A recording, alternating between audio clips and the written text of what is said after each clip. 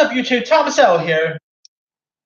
Since March is pretty much over, I decided to do my top 10 favorite movies of this past March because this past March had some really solid films that got released and some films that I've really enjoyed, and there was also some not so good stuff as well, but I'm probably not going to talk about those that much. I mainly talk about the good stuff that I saw and the ones that, of course, I ended up liking. So, that being said, here's my 10 favorite movies of March. All right, coming in at number 10 is going to be unpopular, I know, and that is A Madea's Family Funeral. I know lots of people probably call this as the worst film of March, but I don't care. I really enjoyed Madea's Family Funeral. Now, I didn't enjoy it as much as the other Madea films, but I still had some kicks out of it. There were some really dumb and cringy moments, I would say up front, and were pretty cringy. But I really had fun with it. I mean, it's still a shame that this is Tyler Perry's last portrayal of Madea, but he went out with a bang with it. The ending, I really love, like the little cameo at the end. I'm not gonna spoil the cameo, but if you guys seen Family Funeral, you know what cameo I'm talking about. I mean, Tyler Perry's other character, Joe, stole loads of scenes. I really dug this movie. I mean, it's not like a great film, nothing like that. I mean, it's not a film that's going to be in my top 10 or top 20 or even top 30 of the year, anything like that. But I still really dug it. And hey, Tyler Perry really ended off Madea with a bang, So it'll be interesting to see what Tyler Perry will do next after A Madea's Family Funeral. I'm still hoping to see the guy do a horror movie. I mean, if Jordan Peele could do a great horror film, like with Get Out and Us and all, I'll be down to see what Tyler Perry could do with a horror film. So, anyway, coming in at number 9 is 5 Feet Apart. Now, this movie was really charming, very sad. In it starred Haley Lou Richardson, who I'm becoming a big fan of with every time she's like in the film. Like Haley Lou Richardson is an actress to keep your eye out for. She was great in Enter 17. She was really great in The Bronze. She was also good in Support the Girls with Regina Hart. I finally got around to seeing that. She was great in that. And she's really great here. Also, you got Cole Sprouse from Riverdale fame. He was really great. I mean, the two had really good chemistry with one another. I mean, this movie had like a feel of Fault in Our Stars in a way. Although I admit I probably still prefer Fault in Our Stars over this, to be honest, but it's still a really good film. It was directed by Justin Baldoni from Jane the Virgin fame. He did a really good job of directing. I'm interested to see what he'll do next in the future. I mean, if you guys still haven't seen 5 Feet Apart, it's a really good and touching love story. And the story was really amazing. I mean, if you guys see this movie, you're gonna want some tissues while you're watching it because it's a real sad film. All right, coming in at number 8 is Dumbo. Now, I really enjoyed Dumbo. I didn't enjoy it as much as Tim Burton's other films, and I didn't enjoy it as much as the other Disney live-action remakes like Jungle Book or Cinderella or Beauty and the Beast. But I still thought it was pretty decent. The story was a little weak. I mean, I already talked about that in my review, and it was a little slow at times. But I still thought it was pretty decent. I mean, the look of Dumbo was pretty cool. Colin Farrell was great. Danny DeVito stole lots of scenes. Michael Keaton, Ava Green, I loved. Really good, solid film. I mean, it's a shame it's not doing so well in the box office, but I mean, I could kind of see why. The advertisements wasn't really top notch or anything, but it was still a pretty decent little film. Coming in at number 7 is Nancy Drew and the Hidden Staircase. Now, I gotta say up front, this Nancy Drew is even better than the one with Emma Roberts. The Emma Roberts one was okay and all, but I kind of prefer this one more. It's from the same director of that movie, Poison Ivy, which of course starred Drew Barrymore. So, and she also directed that Carrie sequel. So there's that, and it stars Sophia Lillis from who of course played Beverly in It. She plays the title role of Nancy Drew. she was really great as the role. She played the role really well, and I really had fun with this movie. I mean, I was completely surprised of how good this movie was. Because I admit the trailers that was released for this, it wasn't all that great to be honest. Yeah, but the movie itself was great. I mean, okay, maybe not great, nothing like that, but it was still really good. And the reviews are actually pretty decent too. Like last I checked, this movie was in the 70s, or was it like in the 70s range on Rotten Tomatoes? I was surprised of how good the reviews for this movie was.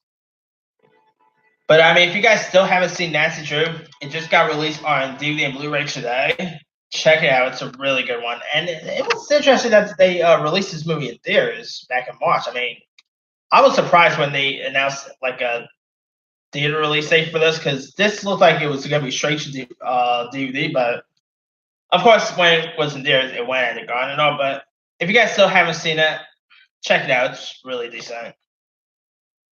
And also, after seeing this Nancy Drew, I'm saying now I'm actually more looking forward for that CW rendition. So keep your eye out for that when that premieres. All right, coming in at number 6. I just saw this movie today, by the way. My number 6 pick, I just saw it today, and that is Hotel Mumbai. This movie is intense. I mean, it's probably not a movie I can watch again, to be honest with you. I can maybe just watch this movie just once, and that will probably be it. This is a hard watch. I mean, it's a movie about the terrorist attack that took place in the Taj hotel in Mumbai, India. And this movie was really good, but it's a real hard watch. I mean, I didn't know much about the attacks, to be honest, because in 2008, I never really remember hearing anything about the attacks. I mean, they were probably shown on TV, like on the news, but I wasn't really paying attention back in 2008. But I mean, what happened? Like what those guys did? I mean, it's just oh man, this movie will make your heart race. Like I said, it's a good movie. It's just not really like a rewatchable film. I mean, the stuff that happens in this movie is intense. I mean, it's crazy to believe that this movie is based on a true story. To be honest, yeah. I mean, if you guys haven't seen Hotel Mumbai yet, it's still in theaters. I highly recommend it. I think you'll enjoy it. But to be warned, you're probably just gonna watch this movie just once, and that will be it. Cause yeah, like movies like this, it's a real hard to watch, especially the ones that's based on true stories like this. And yeah, definitely check out Hotel Mumbai though. It's really good. All right, coming in at number 5 is Greta. Greta, thought was really good. I mean, this movie had me on the edge of my seat from beginning to end. Chloe Moretz was great in this. It was directed by Neil. Oh, Neil Jordan. I almost said Neil Marshall. I think I got Hellboy in my mind. That's probably it. But anyway, it was directed by Neil Jordan and Isabel Hubbard. I thought was great here. She was completely creepy. I mean, I've never really seen her in a type of role like this before. And Isabel was great. Micah Moreau, who plays Chloe Moretz's best friend here, she stole loads of scenes. I mean, this movie was also pretty intense at times. Yeah, this movie shows you if you see like a bag on a subway or anything, probably just leave it and on or turn it to security or whatever because yeah, sometimes doing the good deeds not always the best, But anyway, yeah, if you guys haven't seen Greta by now, sadly didn't do so well in the box office, but I kind of suspect that. All right, coming in at number 4 is a Netflix movie, but it's a really good one, and that is The Dirt. Now, of course, The Dirt is a film about Motley Crue. The Dirt was great. I mean, I thought the actors who played the Motley Crue members was all great. The dude who played Ozzy Osbourne, nailed his Ozzy Osbourne impression. And I also thought Machine Gun Kelly was pretty decent as Tommy Lee. I mean, Machine Gun Kelly isn't like a great actor, nothing like that, but he was pretty solid as the role of Tommy Lee. And the one who plays a Helen Locklear, she was pretty good. I mean, boy, lots of the actors in this movie look so much like their counterparts, and it was crazy. And also, this movie, kind of like how Bohemian Rhapsody will make you become a fan of Queen. If you watch this movie, you're probably going to become a fan of Motley Crue. That's how great, that's how amazing this movie was. I mean, it was also pretty. Like there was some like some nice humor in it, some sad moments I admit, but overall, I really enjoyed this movie. It's probably my favorite Netflix movie of the year, to be honest with you. It's that great a film. Although I admit I still prefer Bohemian Rhapsody over this, but The Dirt was still great. All right, coming in at number 3 is The Beach Bum. The Beach Bum was really good. I mean, I didn't enjoy it as much as Spring Breakers, but it was still really decent. Matthew McConaughey as Moon Dog was great. Speaking of dog, you also had Snoop Dogg in this. Efron was really good. You also had Jonah Hill, Martin Lawrence, some really good cast members. The movie was also really funny. It had actually lots of heart in it, more than you expect from a film like this. It had some really good cinematography.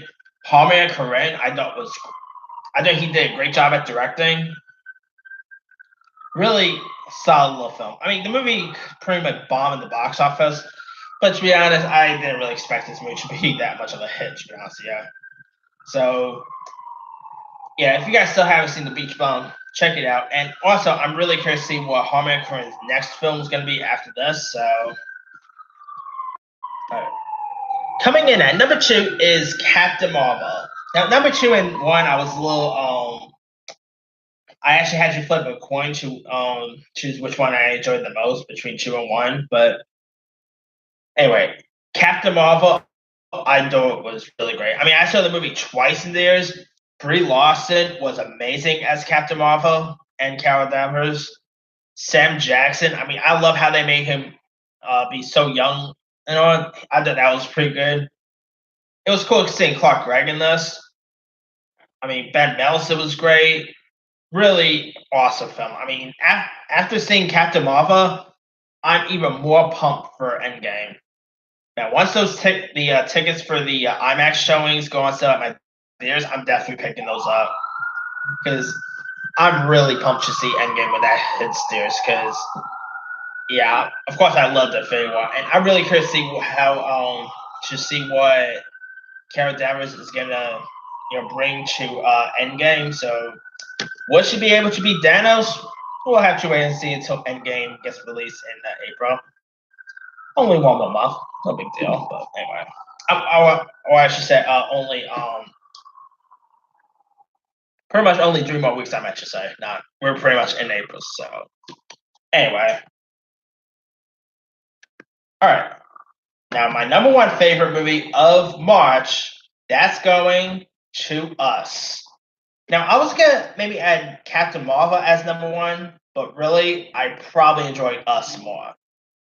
I actually saw Us 3 times right now, and I simply love this movie. I thought it was really creepy.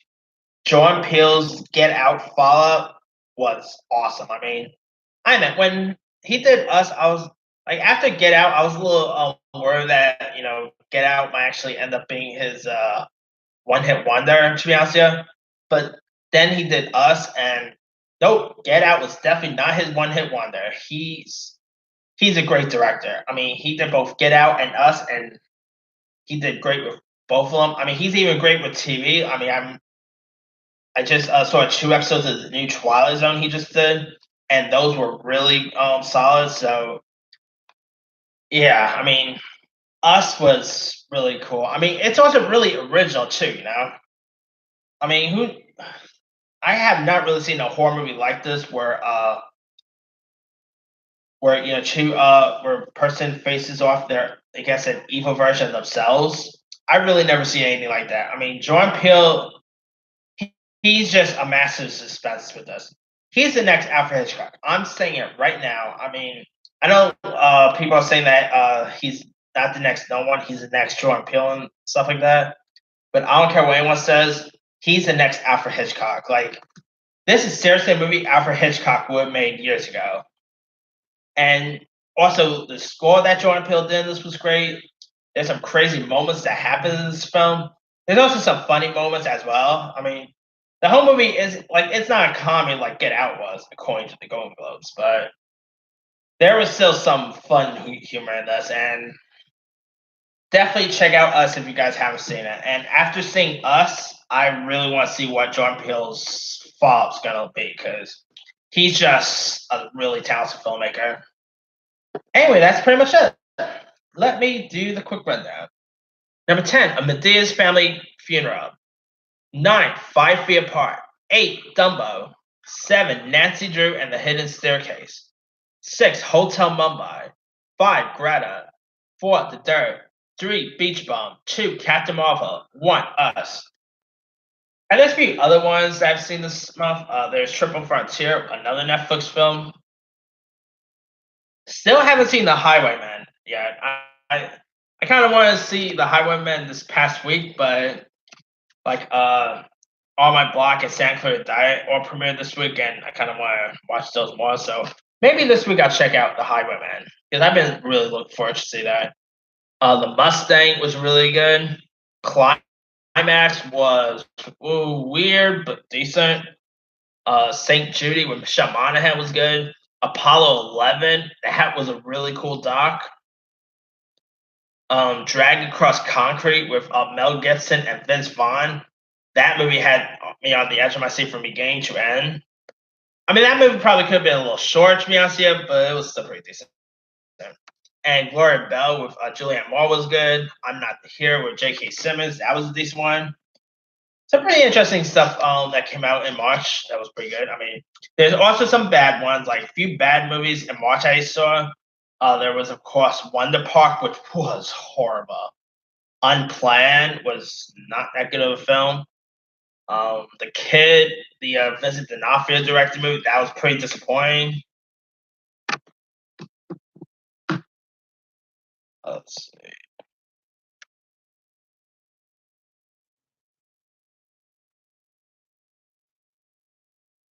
Yeah, that's pretty much all. I mean, March was a pretty decent year, decent month for films. And anyway, let me leave you guys. What were some of your favorite movies of March? Drop a comment below. Don't forget to like, subscribe, hit that bell for more notifications. This here is Tom Sales signing off.